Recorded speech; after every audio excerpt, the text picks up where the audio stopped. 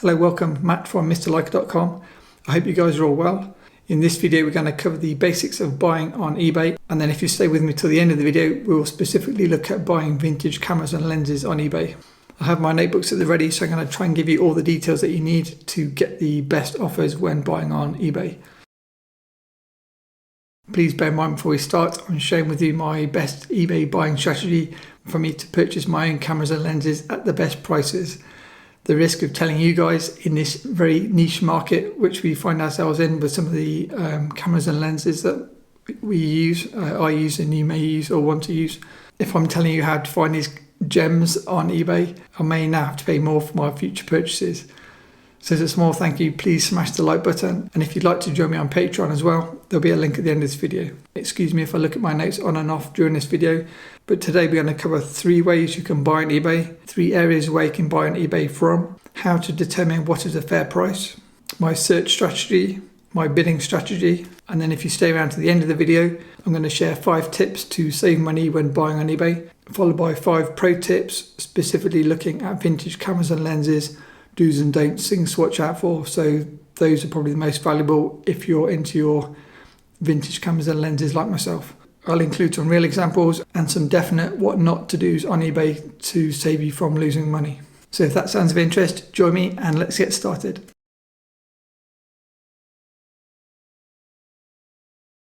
Okay, so I'll try and fly through the basics as fast as possible because I'm sure the majority of you will be aware of these already. Okay, there are 3 ways you can buy on eBay.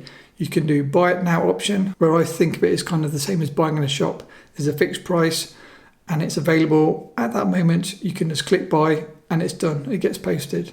That's option 1, buy it now.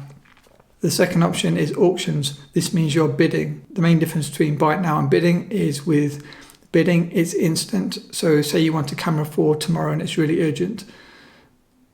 Maybe not tomorrow, it's not Amazon Prime. If you'd like a camera or lens within a few days or some goods, buy it now is better because you don't have to wait. You can buy it and hopefully if you're nice to the seller, they may ship it the next day. The difference with auctions is you have to wait, and it could be 7 days, for example. So you have to wait for 7 days before the auction ends, and only then they would send the item. So the third way is what's called best offer. Now you normally see this on buy it now items. So they'll say buy it now for £50 or best offer. What that means is you have the option of a maximum of 3 bids. So for example, if it's £50, you can bid at £40. The seller then has a maximum of 3 counter offers. So for example, you put a bid in for 40. They reject it and say 42. You bid again for 45. They reject it and say 46. So you've got 1 bid left. So you might bid 48. And then if they accept, you get it for £48 rather than the original list price of £50. Top tip, after having sold on eBay myself, don't go in with stupid bids. So for example, if I was selling a £1,000 lens and someone bid £400, which some people seem to do and it just drives me crazy, I don't respond, I just reject. You're not going to get a sensible counter offer if you offer an initial silly offer. So if something's listed for £100, don't say bid for £60 because it's unrealistic. You're just going to annoy the seller and they're just going to wait for a more realistic bid. So I do use the best offer option a lot, but I always go in with a realistic bid. In terms of listings, you can search for buy it now items or you can search for auctions, and then if you want to see what is ending soonest, you can filter by ending soonest as the name suggests. That means you may have things which are ending in the next few hours or the next day, meaning you don't have to potentially wait 7 days before you receive the item. Okay, so with me being a UK citizen, for me there are 3 locations I can buy on eBay from. I can buy within the UK, option 1, I can buy within the EU, option 2, and I can buy outside the EU, option 3. If you didn't see my video on importing and saving money, check out that video, I'll link it in the description below. So the advantage of buying in the UK is you're probably going to receive the goods fastest. And then if you buy outside the UK, in my example, within Europe, it normally takes a bit longer for the goods to arrive, but you still don't need to pay import duty or import tax. And option 3, if you're buying from outside the EU, it normally takes longer. And as a UK citizen, you have to pay import tax. So do bear that in mind. For specifics on imports, watch the imports video. Okay, how do you determine what is a fair price? For me personally, I use 2 strategies. Number 1, I'll Google the lens or the camera in this video example. I'm normally looking to buy cameras and lenses. I'll Google lens X. I'll Google, I don't know, Leica Summicron 50mm f2 UK within Google search, and then it normally lists UK online stores or physical stores within the UK selling a used copy of this lens. That will give me a starting price that I know roughly what is a good price if buying off eBay. Then my second check, I will search for the item on eBay, but then I'll filter the eBay list by completed items. This will give you a price of all the same item which is already finished and how much people paid for it. If the number shows green on eBay, that means it's sold and that's how much someone paid for it. If the price shows in red digits, that means it didn't sell. So for example, if someone listed a lens at £1,000 and it's only worth £200, there's a good chance it will show as unsold, therefore it'll say red £1,000, then there might be another one red £800 and another one red £600, and this is in this example. And then you may see completed listings in green, £350, £300, £250, £280. So then I know the rough fair price of this item is around £300. Probably not for like a Summicron, bad example. But yes, I use the completed listings to get an average fair price of what people are paying for this lens currently. It will tell you the date of when it was bought. So you will say bought in October 2020, bought in August 2020, for example. So you know that is the current almost market value if it was a fair market. Okay, now my search strategy. I'll get my notes so I don't forget anything. So in terms of search strategy, personally, I'll use a keyword search. So you need to write, obviously, the description of what you want to buy in the search box. So again, if I want a Leica Summicron 50mm, I would write Leica Summicron 50mm. It's better to be more vague and have a shorter search so you get more results. So don't put Leica Summicron M 50mm f2 lens blah blah blah blah and with a really long description. You're better to just put Summicron 50mm or Summicron 50 f2 or something like that. And then when I've done my keyword search, I'll filter the results by lowest price plus PP. So lowest price including postage, because sometimes you'll find that the lens might be listed for £10 and then the seller adds another £20. So by including postage, it really does put the cheapest to the top of the list. Then I'll select my search area. So normally I'll put UK and Europe. So if, for example, I started with just the UK and there were no lenses listed, for example, then I'd change the search to Europe as a UK citizen. It then might show 2 lenses listed. So I've got 2 more to choose from, so that's great, okay. But then if there's no lenses listed, I might select non-EU or the rest of the world, and then I may see 8 lenses listed in Japan, for example. Again, see the last video if you didn't see that. And then once you've actually found some listings, the next thing to do is check the rating of the seller. So next to the seller's name, we'll have a number, and you need, the higher the number, the more feedback they've received. So a bad example would be someone's name and then say a number 3. That means they've only sold 3 items, or they've had feedback on 3 items. And that's probably a less trusted seller. The other thing to look at is their feedback rating. So they'll have a number, like a score. You want it to be ideally 95 to 99 or 100%. If it's less than 90%, I probably wouldn't buy from them. And you can check feedback, individual feedback from other purchasers, so it's worth reading those. But it's just trying to gauge if that seller is a decent sort, a reputable seller. So that's search strategy. What about buying strategy? Now this bit may be interesting to you if you're not already fluent with eBay buying. So by bidding strategy, I mean excluding buy it now. So just to recap, if there is a buy it now option with best offer, I'll normally go in with a best offer of maybe 15% less than the list price or 10% less, something realistic, which I feel if someone offered this offer to me, I wouldn't feel insulted. That's kind of how I gauge it if I'm sending an offer to another seller. So that's buy it now. So what we're looking at now is bidding on auctions. So my bidding strategy for eBay is number 1, watch the item which you want to purchase, because you've got to wait potentially 7 days before you can actually make the purchase. And in that time, my mind will have gone somewhere else and I will have forgotten what I've looked at. So it sounds really obvious, but click the heart icon or select watch this item. And then what happens is you'll get an eBay reminder on the day that the auction ends, telling you, as a reminder obviously, telling you not to forget that this listing is ending today and bid if you still want to bid. Another tip is, now that you can get the app for your mobile phone, I highly recommend you download that and use the app on your mobile phone. What this means is you don't need to be at your computer at the time that the auction ends, because if you've got it on your phone, one, you'll get a notification, which is even better, kind of real-time notification. This would be ending in 15 minutes or something like that. And then again, you can be bidding from anywhere. You could be at work, you could be at the bus stop, but you can still bid. So then in terms of when to bid, this is absolutely critical. The biggest schoolboy mistake which people make is, if an auction is ending in 7 days' time, don't place a bid 7 days before it's finished, because that just jacks the price up and someone's going to come in last minute and swipe it from under your nose. And with that said, what you need to do is come in at the last minute and swipe it from under the nose. So how do you do that?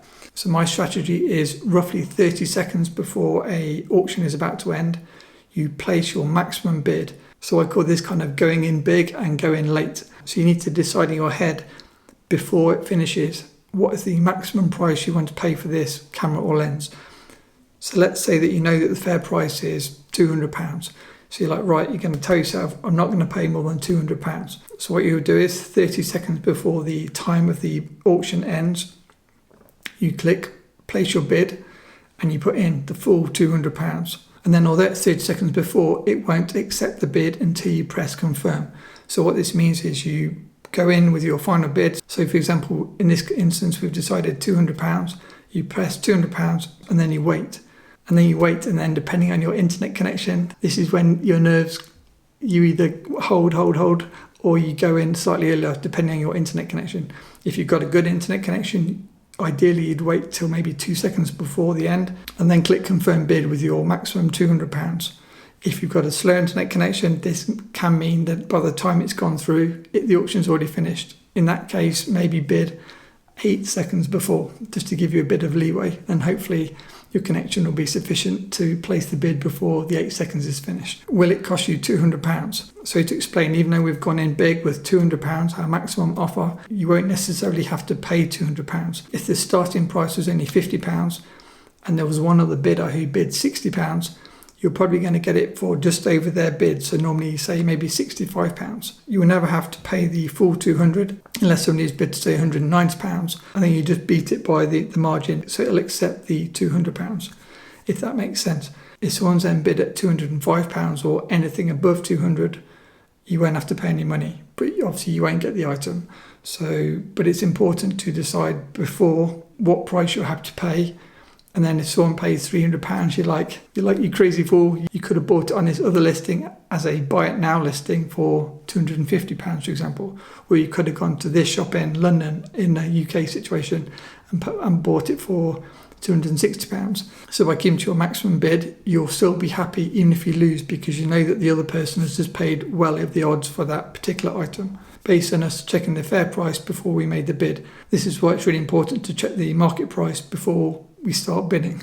So if you're still with me, now we're going to look at how to save money. So hopefully your ears will be like, aha, save money, nice. 5 tips to saving money when buying on eBay. Or 5 I've thought of. If you think of any more, let me know in the comments. So the 5 ways that I thought of to save money when buying on eBay are: number 1, every so often eBay will send an email saying, vouchers. Today, if you buy anything in the electronics department, you may get 20% off your purchase. So they normally send you a voucher with a category. So it could be 10% off clothing, it could be 20% off furniture. But if, for example, they'd send one on electronics, then you might be able to pick up a new light or something like that and make use of the 20% off voucher. So always keep an eye out on your emails in case the voucher is relevant to what you actually want to purchase. It usually isn't, and I don't think I've ever used a voucher, but I'm normally buying cameras and lenses and they never seem to send me a voucher for cameras and lenses. But if you're buying generally on eBay and you're more of a rounded person buying more than just cameras and lenses, then there is a really great chance that you can save money by using the vouchers. Number 2, in the UK, there's something called a Nectar card, which is basically like a points-based cashback card. So every time I buy on eBay, I'll receive Nectar card points. It's basically every pound is worth maybe 1 point or something a bit like that. And then eventually I can then cash in my points and then use my points value to buy my lens. So obviously you'd need to buy quite a lot before you have enough points to then buy something on its own, but you could use it as part payment, for example. So Nectar points is a bit like cashback that you might get on a credit card, or points that you receive when using a credit card. It's the same idea. I'm not sure how it works in the US or in other countries, but in the UK, I use the Nectar card to kind of accumulate points, which I can then spend at kind of later date. Number 3, just to recap, we've already covered it. If a seller is giving you the option of best offer, don't just go in with the buy it now price of £50, because if you use the best offer, you may be able to get the same item for £45 and obviously save a fiver towards your next purchase. So I'd always recommend using the best offers if the seller gives you that option. Even if you're just saving a couple of dollars or a couple of pounds, it all kind of adds up in the long term. Number 4, now I think this is reasonably new. I'd say potentially in the last 12 to 18 months, because I don't remember seeing it before that. What I've noticed is if you watch items periodically, certain sellers then send an offer to anybody watching their item with, say, 5% off or 10% off, or if you're really lucky, 20% off, for example. So I can talk about this firsthand. The first time I saw this was I was watching the Hasselblad HC 100mm f2.2 lens, and it's kind of out of my reach price, but I thought I'd just watch it as a reminder, and maybe one day the price might come down and I might buy it. So I was just watching this lens with no real intention to buy it. And then maybe 1 month, 2 months later, I had an email, today only 20% off if you buy this lens. And I was like, serious? that's a big chunk of change off this lens. So obviously the seller did great because I purchased the item as soon as I got the offer. I did well because I just saved a massive chunk of money, which I can then use for, I don't know, buying food or maybe another lens. But you've got to kind of be in it to win it. Unless you're watching the item, you won't receive the offer, because the seller only sends the offer to the people which are watching their lens. So when I've sold a few lenses myself in the past, as a seller, eBay will tell you there are 5 people watching this lens. So then it gives you an option. Do you want to send an offer to the people watching? If you say yes, it'll give you the option of how much you want to send an offer out for, say 5%, 10%, whatever. And then if you get really lucky like me, you may get someone give you a 20% off. We also need to remember to act fast, because if other people are watching, everybody watching that item will have received the same offer at the same time. So anybody that's keen to save money, and if it's a one-off lens like the Hasselblad 100mm that I was looking at, I got it straight away because somebody else may have had exactly the same idea. So you do need to act quick if you get an offers through like that. Okay, sorry, that's a long example. And then the 5th way to save money, you will know if it's an experienced seller because they'll normally sell with the bid ending at maybe 7 p.m. in your country, say, time zone. Or in particular, if they're really smart, they might do it Saturday or Sunday, 7 p.m. Especially Sunday, that seems to be the sweet spot where there's the most people online bidding for your potential camera or lens or whatever you're selling. So if we then flip that to the opposite, you don't want to bid at peak times. So you definitely don't want to bid at 7 p.m, 8 p.m. on a Sunday evening, because everyone's online waiting to bid on the same item. So if someone's listing one lens and it's selling at 11 o'clock in the morning or 2 o'clock in the afternoon, and then someone sells exactly the same lens at 7 p.m, 8 p.m. on the Sunday, I'd expect the Sunday one to get at least 25% more money, higher bids than the one ending at the weird times during the day in the week. A large proportion of the population are working Monday to Friday during the week, so it's less easy for them to bid on auctions that, as I say, finish at middle of the morning or middle of the afternoon. So it's much better to look for listings finishing at strange times. It can be in the middle of the night, it can be in the middle of the day, ideally weekdays and not the weekend. And then I guess what I'm trying to say is, if you bid on these items, you're going to be bidding against fewer people, meaning you should be able to get the item for a lower price. So that's what I was trying to get to. Bid out of peak hours to get the best offers, because less people are going to be bidding for the same item. Okay, is anybody still awake? I'm sorry it is a bit detailed and I've not got any pretty cameras and lenses to show you. Oh, wait a minute, I do. As a treat for anybody that lasted this long into the video, I brought with me a camera and a lens. We'll talk about this in a second, so stay with me. Right, so if you follow this channel, particularly because you enjoy photography, and then even more specifically, you have an interest in kind of vintage cameras and lenses. It could be Leica, it could be other lenses made for Leica mount cameras, it could be vintage film cameras, it could be medium format cameras. All of these cameras we're going to look at now, so stay with me. I've called this my pro tips, but I guess I'm talking about camera specific tips from somebody that's bought quite a lot of vintage equipment over the years.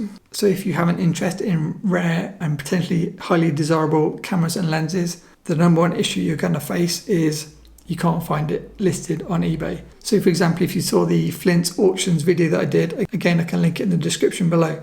In that video I featured a vintage lens called a Super 6 Delmeyer lens. This is not a common off-the-shelf lens. If you search for the full name of it on eBay in the UK, there's an extremely high chance you're not going to find any listed. If you then search in Europe, potentially you'll find one.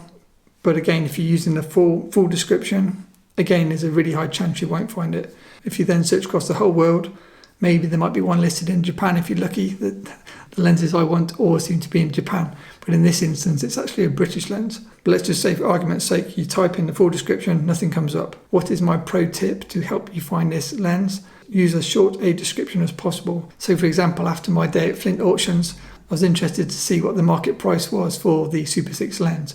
So I literally just searched Super 6 and by searching that really broad topic, I actually found I think maybe 4 or 5 lenses listed, which I was really happy with. And whereas if I'd put in the full description, I wouldn't have found anything. So tip number 1, use a variety of search terms to help you find the lens you're looking for. So another great example, if you're using Nikon lenses, you search for a Nikon 50mm f1.4, nothing comes up. If you could then search for Nikon 50mm 1.4, you could search for Nikon 50mm, you could search for, just try and think of as many ways to describe that lens as possible and search for it. And also spell it wrong, spell Nikon with Nikor, for example. So by searching with spelling errors, sometimes you'll find listings which other people won't find, and that gives you the edge where you can actually bid on stuff that the majority of people searching will not have seen. And that's when you can get some real bargains. Now the reason I brought this camera out to show you is because this is a real example of what I'm about to tell you. This lens will feature in a future video in my Series 2 lens videos, Leica thread mount lenses. This is a Canon 50mm f1.8 lens. I was searching desperately trying to buy this lens on eBay maybe 12 months ago. I could not find one for the life of me. Now this really is a pro tip for anybody that isn't already a seasoned eBay buyer. I've started doing this a lot, and that's why I've got quite a lot of cameras that I can share with you on the channel. But in a moment you'll understand why I'm accumulating more vintage cameras. So you search for the lens, nothing comes up. What you need to do is you need to do some research. It sounds common sense, and I'm sure a lot of you do that anyway, but you might not put 2 and 2 together. So for example, you know that it's a Canon lens. You know that at some point in time, a camera was sold with this lens as the kit lens, as you could call it. And so what you do is you don't search for the lens, you search for the camera. Now this has become my absolute go-to search strategy for pretty much every lens I now buy. I'll do a lot of reading, I'll do my research, and I'll find out what camera was originally released with the lens that I'm trying to buy. And then I'll go after the camera, not after the lens. So I'll give you a second example of this in a second, but first we'll look at this one. So I couldn't find the 35 1.8, so I just searched for Canon rangefinder cameras. And then I did my Google research and I worked out which camera model had this lens as the kind of the lens which came with the camera. I searched for that particular camera and hey presto, I found myself a 35 1.8 lens that probably everybody else missed because it wasn't listed with the name of the lens in the description. This is where you can get bargains.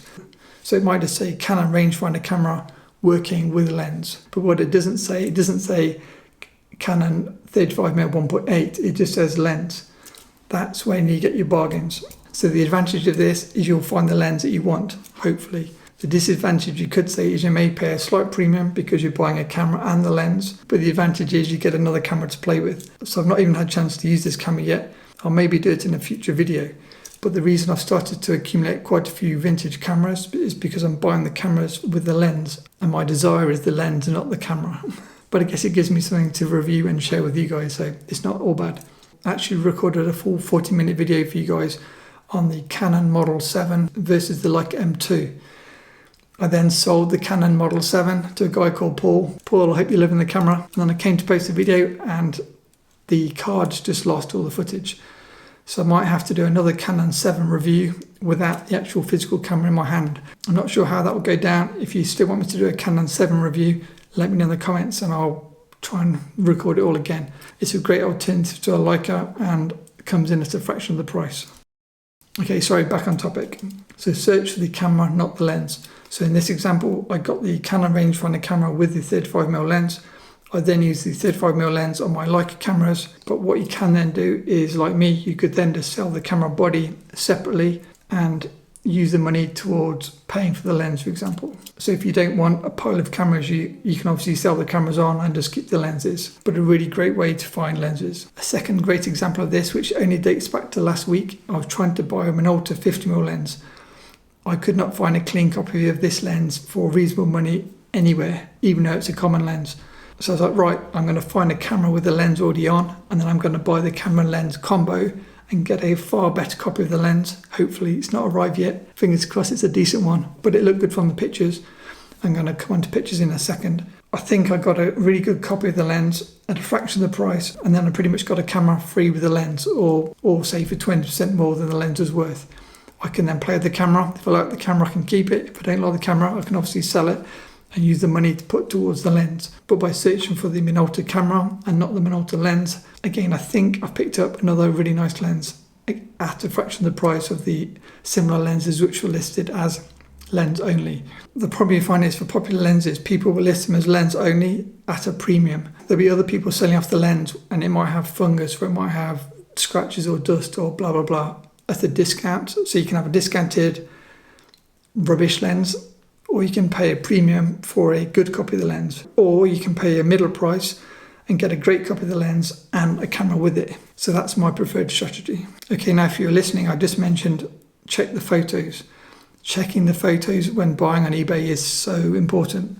And I think the rarer the lens gets, or if you're buying from Japan or somewhere like that, it's even more important because it's much more difficult to return an item to, say, Japan than it is for me to, say, return an item to Birmingham or London or somewhere down the road from me. I do return all my eBay items which are not up to standard, so never be afraid to return something which isn't as described. But do check, because some eBay sellers will say no returns. So do check you do have the option to return it before buying, if there's a chance that you want to return it. So in terms of photos, there are two types of sellers, I would say. There are kind of the honest sellers, which are trying to show you every single mark and scratch and dent on the lens to minimise the risk of the buyer returning it back to them as kind of an unhappy purchase. I'd say that's option one. They're the ideal sellers. Sadly, the majority of sellers do the complete opposite. Instead of showing you all the scratches and the dust and the fungus, they'll take the photos in a certain way so you can't see anything. So I can probably quickly show you with this lens. I'll do my best. So as you can see, if you tilt it in certain angles, the glass will look completely clear and there's no scratches. Now, if this lens had scratches, if you tilt it at a slightly different angle, you'll see every single scratch and all the dust. Equally, they may shine a bright light through it on a white background and they'll say, look, no dust, no fungus, this lens is totally clear, look, no, nothing inside. But all they're doing is, by putting it on a white background, is it masks all the problems inside the lens. So if you've seen lots of lenses listed and most of them seem to have scratches, and then you look at one and all the photos are taken at a certain angle where you can't see if it's got scratches or not, there's a really high chance it's got scratches. And for that reason, I would avoid that seller and try and find another seller selling the same item. Now, not wanting to offend anybody, depending on where you live in the world, I've noticed there is an absolutely massive difference, and other people have said this as well, between descriptions in the UK and descriptions in, say, Japan.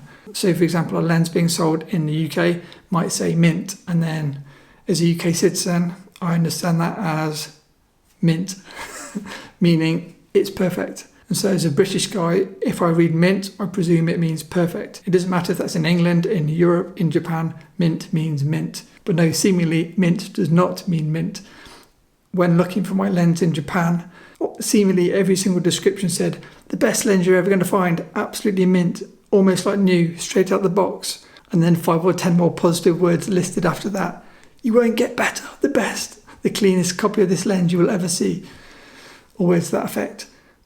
If you then look at the photos, it's like, are you out of your mind? What part of mint are you struggling with? That is not mint in the slightest. And it'll say mint, and then you look at the photos and it's just crazy paved. The whole front of the lens is like someone's gone through it with a Stanley knife or like some wire wool or something. And then the title says mint in capital letters with like stars next to it. I'm like, seriously, are you looking at the same lens that I'm looking at? So kind of jokes aside, this is reality. I think mint in Japan and certain areas of the world doesn't mean mint. So mini rant aside, if you're buying from certain areas of the world, be really careful with the description and check the photos alongside the description. The only information you've got by buying remotely is the photos and the description. If those two don't tie up, move on and go to the next listing. So another real example, I was looking to buy a lens a few weeks back, again from Japan, because I couldn't find any in the EU. And the seller's lens description was words to the effect of mint lens, a few scratches, the images are fine unless you point at a point of light. I wrote to the seller and said, can you show me an example photo when pointing the lens at a point of light to see if it's kind of usable or whether it's kind of a no-go. And I was absolutely blown away. He shone a light through it, and I've never seen so many scratches on one lens. I don't think he was trying to show me what he actually showed me, but by shining a torch through it at a certain angle, you just saw totally scratched, like someone had gone like this with sandpaper on the front and back of the lens elements. It was just a complete mass of scratches. And there were so many scratches, they were highlighting when the light was hitting it, and that was this white dot that he was referring to when a light was pointing into the lens. And I was just like, I'm glad I asked. I mean, fair play to the seller for sending me the pictures. And I just kind of replied and said, I'm sorry, I'm hoping to use this lens for professional work. I don't really think this is going to be suitable.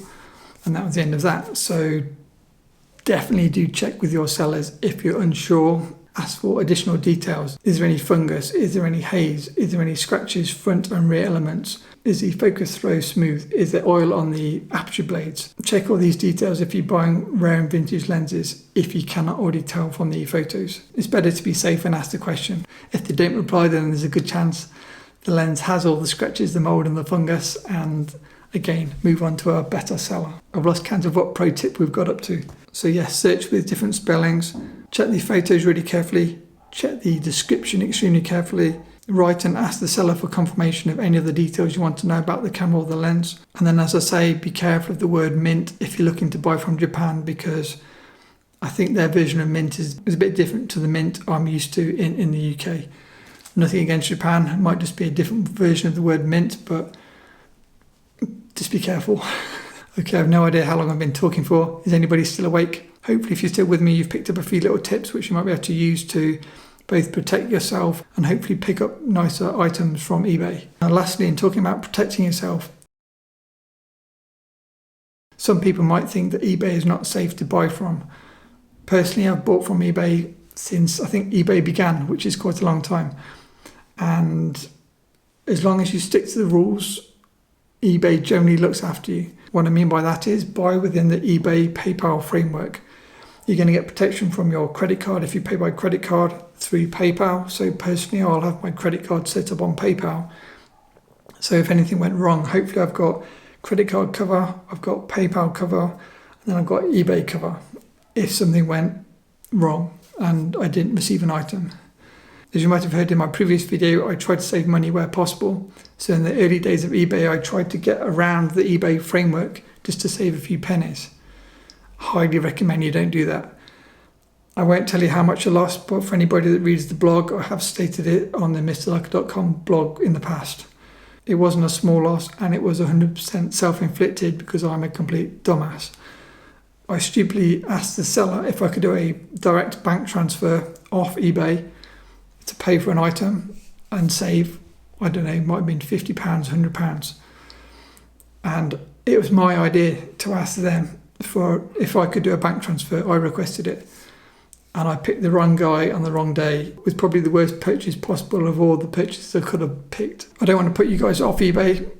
I've never had any problems if you just buy within the eBay framework. But if you want to read the details, you can find it on the blog. It's all out there, because I don't want to put people off eBay buying. I think it's a really great way to buy used photography equipment. And I probably buy 90% of all my cameras and lenses now on eBay. So I'm definitely pro eBay. So that's all I've got for you. I hope you found it useful. If you didn't get a chance to hit the like button at the start of this video, I'd really appreciate it if you could smash the like button, and then I won't feel so bad by giving you all my top tips. Quite a few of you wrote to me after the auction videos saying you do realise you just shot yourself in the foot by telling everybody about this auction, because now anything I bid on, I might now be bidding on the same item with 10 more people bidding than previously.